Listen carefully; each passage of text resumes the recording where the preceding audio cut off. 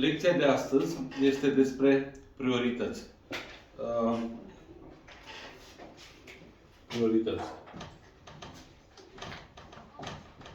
Sau prioritate. În primul rând, ce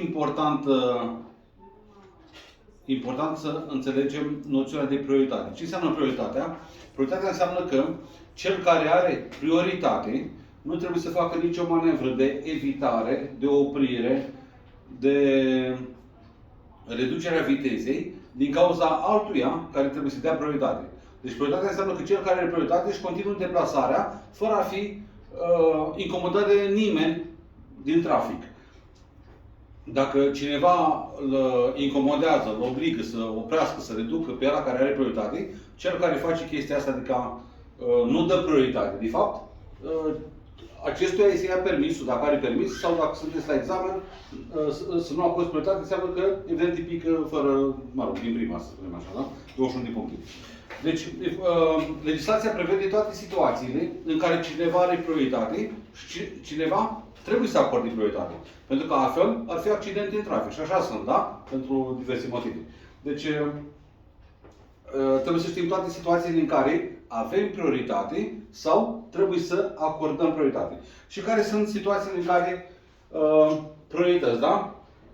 Avem prioritate sau există prioritate. Păi, o primă situație este în intersecții nedirijate sau reguli de prioritate. Intersecții nedirijate. Ce prioritate se aplică la nedirijate? Prioritate de dreapta, da? Prioritate de dreapta, da? La intersecții nedirijate. Bun. La intersecții dirijate. Dirijate prin polițist, prin semafor sau prin indicatoare. Ce regulă de prioritate se aplică? Evident, regula dată de semnalele polițistului, date de semaforul verde, adică are prioritate, sau de indicatorul drum cu prioritate, da?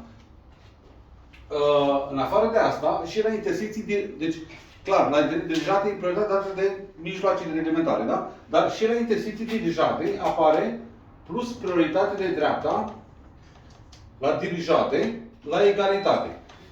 Ce înseamnă egalitate? Adică doi au prioritate sau, dimpotrivă, doi nu au prioritate. Între ei se respectă regula priorității de dreapta. O altă prioritate, prioritatea legată sau aferentă mijloacelor, autovehiculelor în regim prioritar. Da? Autovehiculelor în regim prioritar de circulație, adică celor cu girofar, să zic pe scurt, da? Când auzi un vehicul de intervenție, gen poliții, pompieri, ambulanță, mă refer la girofar roșu și albastru, evident că trebuie să acordăm prioritate. La girofar roșu ce am zis? Ce instituții au girofar roșu? Două. Poliția rutieră și pompieri, da? Numai ele au girofar roșu. Nu mai zic că nu e suficient girofarul, trebuie și să aibă semnal acustic, adică să aibă și sonor, da? Iar la girofar roșu ce obligație avem? Oprim, da? Fără discuție, oprim pe dreapta la girofar roșu. La girofar albastru, ce obligație avem? Trage cât mai pe dreapta, reducem viteza, dăm prioritate, care poate însemna și faptul de a opri. Nu oprim din prima dacă au loc să treacă fără a fi incomodați. Dar oprim dacă e cazul, da? De obicei în oraș oprim, în localități oprim, nu ne mai gândim ce e roșu, albastru, e trafic aglomerat în localități, oprim și îi lăsăm să treacă fără a incomoda, da? Bun, o altă prioritate, prioritatea la drum îngustat. La drum îngustat întâlnim, în primul rând, indicatori de drum îngustat, ăla așa pe o parte sau pe alta, da? Așa sau mă rog, pe ambele părți sau pe parte, iar pe de altă parte, tot timpul la drum îngustat, întâlnim indicatorul rotund, care spune prioritate pentru circulație de sens invers, cu săgeată pe partea noastră. Ceea ce înseamnă evident că noi nu avem prioritate. Sau celălalt pătrat pe albastru, prioritate față de circulație de sens invers, înseamnă că noi avem prioritate, da? Prioritatea la drum îngustat. O altă prioritate,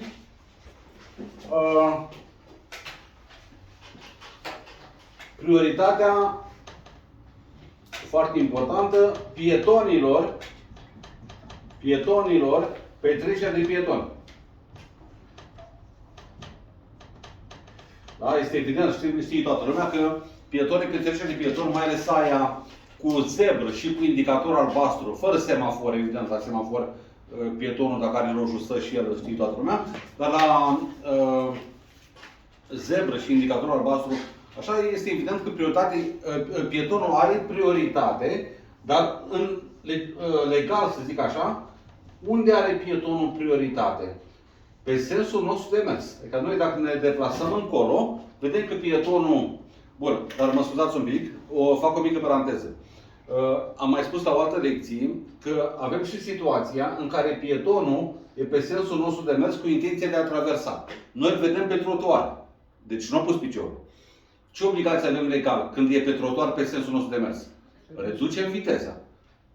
Deci nu chiar oprim din prima. Deci aici este o altă discuție. Politenția, prevederea, conduita preventivă ar fi bine chiar să oprim, da? Când îl vedem pe trotuar, așa mai bine oprim, mai ales începători, școală de șofer, examen, oprim fără a fi puși în situații dificile de a aplica examenul, da? Deci, prevăzător chiar putem opri. Dar legea spune că atunci când îl vedem pe trotuar, reducem. Reducem ca să... De ce reducem? Că în caz că pune piciorul, să putem opri și noi în siguranță. Reducem până la cât? Că spune și legea până la cât? Maxim 30 în localitate, maxim 50 în afara localității. Deci noi când îl vedem pe trotuar, în principiu, el s-ar putea totuși să nu treacă. Stă de vorbă acolo cu cineva, așteaptă pe cineva. De asta zic că totuși legea nu spune că trebuie să oprești neapărat când e pietonul pe trotuar. Dar reducem. Bun. Când a pus piciorul, clar că trebuie să oprim. Asta vreau să spun că pietonul are prioritate pe sensul nostru de mers.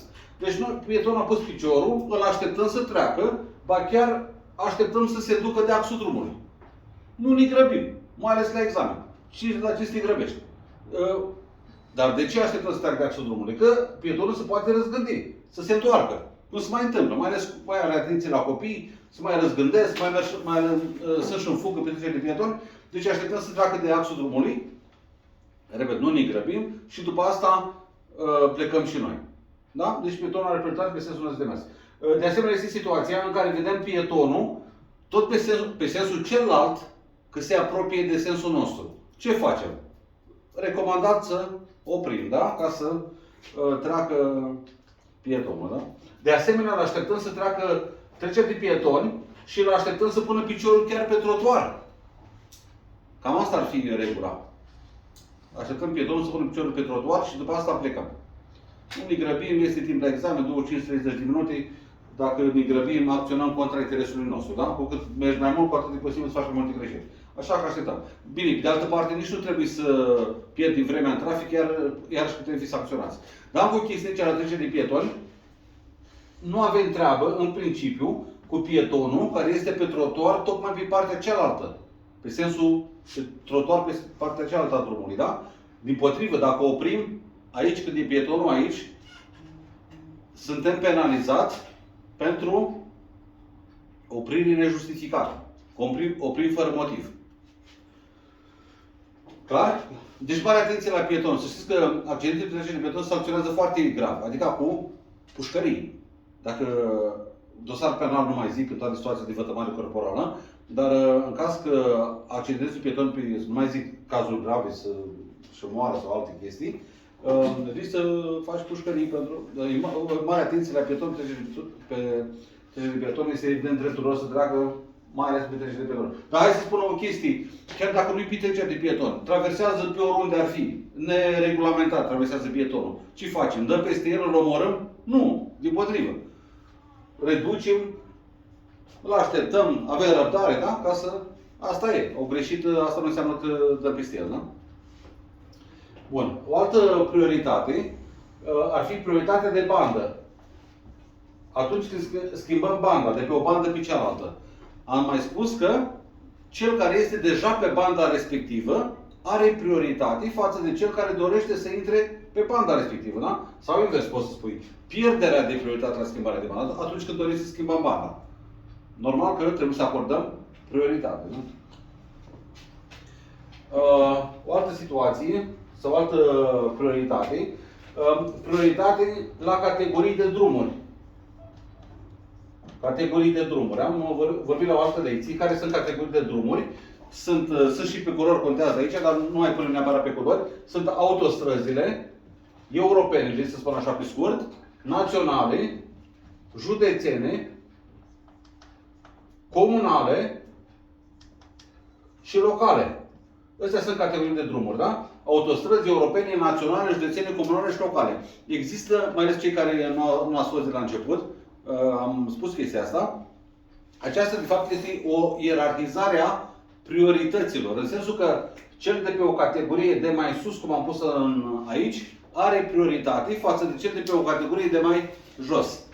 Deci autostrăzi europene, naționale, județene, comunale, locale. De exemplu, la întrebare, la intersecția cuiva, da? De pe un drum local, cu cineva care circulă pe un drum comunal, cine are prioritate? Cel comunal, da? De mai sus, da?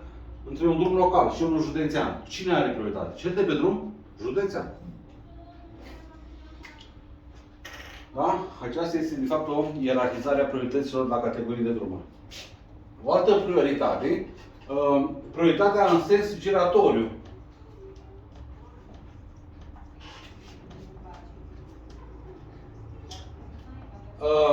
Am mai vorbit așa tangențial despre prioritatea în sens giratoriu. Într-un sens giratoriu, cine are prioritate?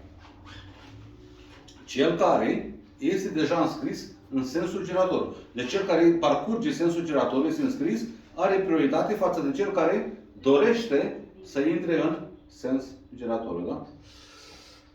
O altă prioritate, asta nu cred că v-am spus-o, prioritatea de rampă. Prioritatea de rampă înseamnă că cel care urcă și are un obstacol în față, o groapă, o parapet, ceva, care trebuie să-l depășească, are prioritate față de cel care coboară. Deci tu, coborând, să spunem așa, o pantă, vezi că cineva care urcă are un obstacol în față. Ce faci? Reduci, îi dai voie și lui ăla să... E mai greu un pic în rampă cu plecarea de pe loc, cu depășiri în alta, îi dai voie și ăla care urcă să depășească obstacolul. Asta înseamnă prioritate de rampă. O altă situație, care am mai vorbit-o la altă lecție, prioritatea autobuzului la plecarea din stație, din stația cu alveolă,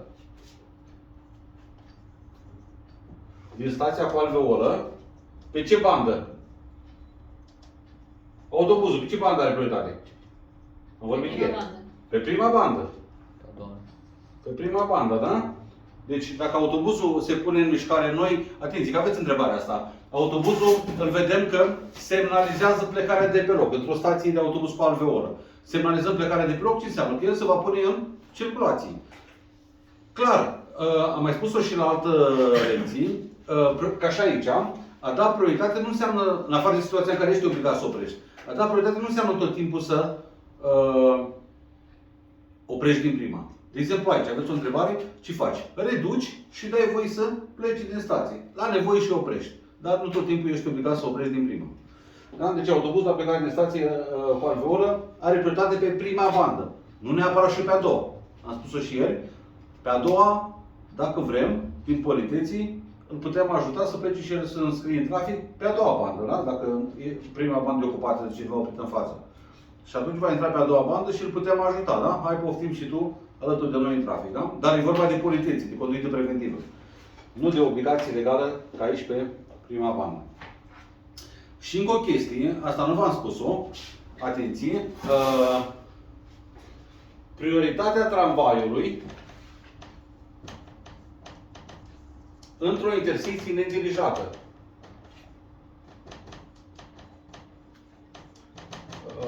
Nedirijată. Fac o paranteză aici cu tramvaiul. Am mai spus că în intersecții, când ai întrebări cu intersecții, prima dată te uiți ce fel de intersecție este. Dirijată sau nedirijată.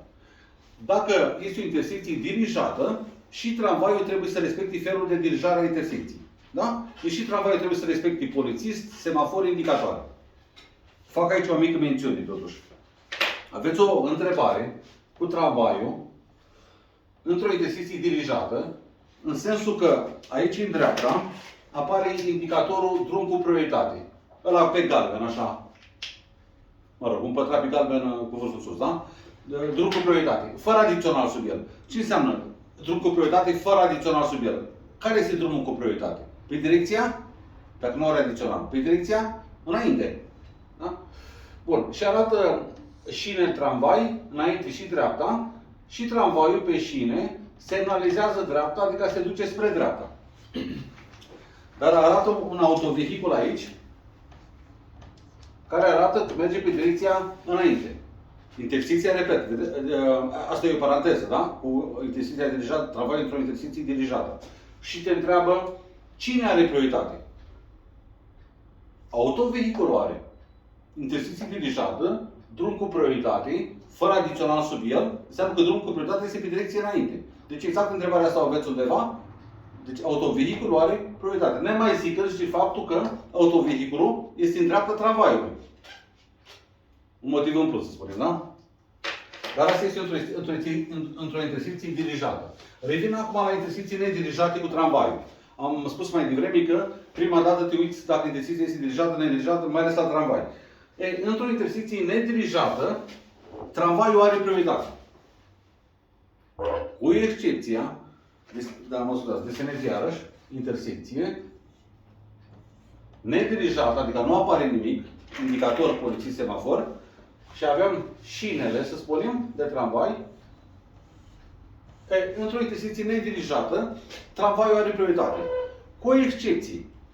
Cu excepția situației în care tramvaiul face stânga și vine cineva, un autovehicul, adică, de aici, din sens opus. Asta este singura situație, într-o intersecție nedirijată, în care tramvaiul trebuie să acorde prioritate. Lui ăsta. Că trece ăsta primul, din sens opus.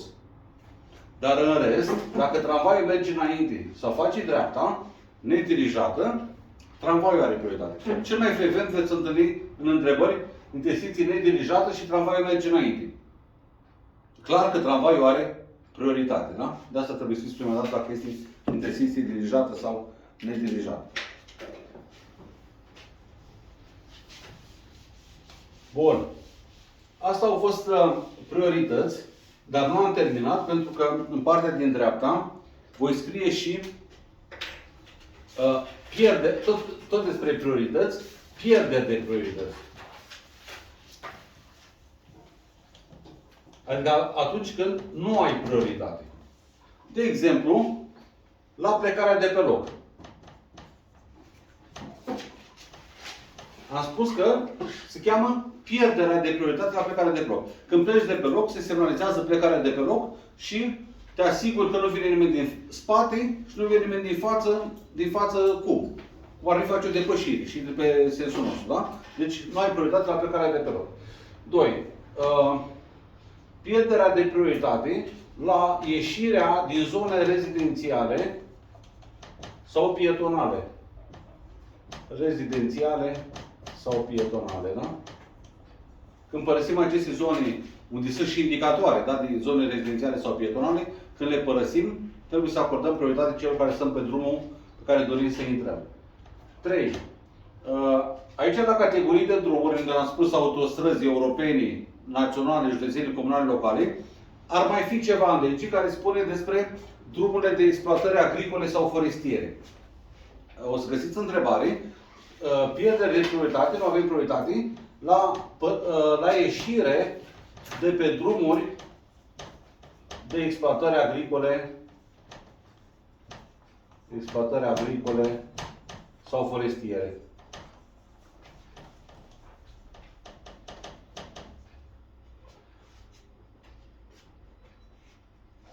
Da? Când părăsim drumuri de astea de exploatări agricole sau forestiere, trebuie să dăm prioritate celor care sunt pe drumul, iarăși pe care dorim să intrăm. 4. O altă situație, atunci când ne intersectăm cu o pistă specială. Evident, ne intersectăm de obicei într-o intersecție, da? La intersecția cu o pistă specială. Pistă specială mă refer în primul rând la pistă pentru bicicliști, pentru pietoni, pentru transport în comun. Te intersectezi într-o intersecție, trebuie să dai biciclistului, de exemplu, e o prioritate care este pe o pistă pentru bicicliști, da? În trafic, sau autobuzului, pe o pistă pentru transport în comun. Și încă o chestie, pierderea de prioritate la manevra de întoarcere.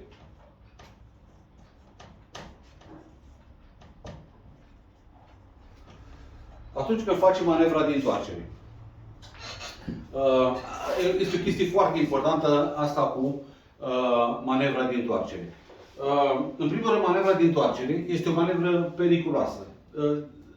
Periculoasă în ce sens? Că se întâmplă accidente mortale. De ce? Pentru că eu nu-mi închipui că cel care face o manevră de întoarcere, fac o mică paranteză, întoarcerea se poate face în două feluri. Ori așa dintr-o manevră, ori, dacă nu, drumul nu este suficient de lat, din trei manevre. Stânga, se dă cu spatele și așa. Se cheamă întoarcere din trei mișcări. Când drumul este suficient de lat ca să putem întoarce dintr-o singură manevră. Eu nu-mi închipui că cineva care face manevra de întoarcere nu se asigură. Pe lângă faptul că trebuie să semnalizăm manevra de întoarcere ca orice schimbare de direcție. Dar probabil spune că are timp. Are timp, adică poate vede cineva în spate sau în față. Dar spune, până vine ăla, eu am timp să fac. Ei, ce să vezi, se întâmplă accidente foarte grave. De ce? Vă dați seama că și ăla care vine dintr-o altă direcție față-spate, nu vrea să întâmple accident. Dar nu mai are timp să oprească. De obicei, pentru că circulă cu viteză foarte mare. Și atunci se întâmplă accidente foarte grave. De asta, atunci când întoarcem, trebuie să ne asigurăm foarte bine că avem timp și nu e nimeni în față sau în spate să putem face întoarcerea în siguranță. De multe ori, deci, ca să întoarcem, în primul rând, ca să întoarcem, nu suntem obligați să oprim. Ne propunem să întoarcem, dar de multe ori, ca să întoarcem și să ne iasă manevra din prima, de multe ori, sau chiar plecăm de pe loc, suntem mai în dreapta. Deci, când ne dorim să facem manevra dintr-o singură bucată, să zic așa, da? Dintr-una. Repet, semnalizăm și ne asigurăm că nu vine nimeni în spate, nu vine nimeni în față. Și dacă vine, evident că nu plecă. Să știți că văd de multe ori la știri, accidente grave, vine ceva din spate, de obicei omoară șoferul, că intră direct în el, cu viteză foarte mare. Sau dacă începe să întoarcă, vine cineva din sens opus și omoară pasagerul din dreapta. Tot din cauza impactului foarte puternic. Deci mare atenție la manevra de întoarcere, te asigur foarte bine că nu vine nimeni din spate și nu vine nimeni din față. Da? Și abia atunci când ești sigur să spun așa că nu vine nimeni, abia atunci începi manevra de întoarcere. În afară de asta, când faci manevra de ce spun că trebuie să fii foarte atent? Când faci manevra de întoarcere, poți să mai ai și ghinion. De exemplu, dai să întorci și cum o să vedeți atunci când veți fi la volan, poți să mai ai și ghinion. Gen, îți moare motorul, cum se spune. Ca dai să pleci și să oprești mașina. Tocmai că te mai și grăbești un pic. Ce de fapt se întâmplă? Vei pierde timp important să dai din nou la cheie și iar să pleci de pe loc. Iar vine la tare față-spate și se poate întâmpla un accident. Sau un alt ghinion care ți se poate întâmpla. Dai să întorci și nu ai apreciat bine lățimea drumului. Și când să dai să întorci, îți dai seama că trebuie să mai faci o manevră cu spatele ca să întorci. Iarăși pierzi timp important să dai cu spatele și iar să pleci de pe loc, da? Și pot veni unii din altă direcție viteză mare. Deci asta vreau să insist. Mare atenție la manevră de întoarcere, semnalizare, atenție, răbdare și dai prioritate celor din trafic, dacă ar vine în spate față, fără discuții, fără niciun dubiu. Dimpotrivă, nu te grăbești, pentru că dacă te grăbești, s-ar putea să greșești mai mult. Da? Și în loc să ajungi mai repede acasă, cum ne dorim cu toții, sau unde vrem să ajungem, o să ajungem mai târziu sau nu mai ajungem deloc. Bun, și încă ceva, ultimă chestie la pierderea de prioritate. 6, ultimă chestie, sper că n-am omis ceva. Pierderea de prioritate la ieșire din curți, garaje, proprietăți. Pierderea de prioritate la ieșire din curți, garaje, ganguri, proprietăți, evident, ieșim pe drumul public. Da? Când ieșim din curte, garaj, proprietate, la drumul public, se spune că avem acces direct la drumul public, nu avem prioritate. Adică trebuie să acordăm prioritate celor care sunt în trafic, da? Care circulă.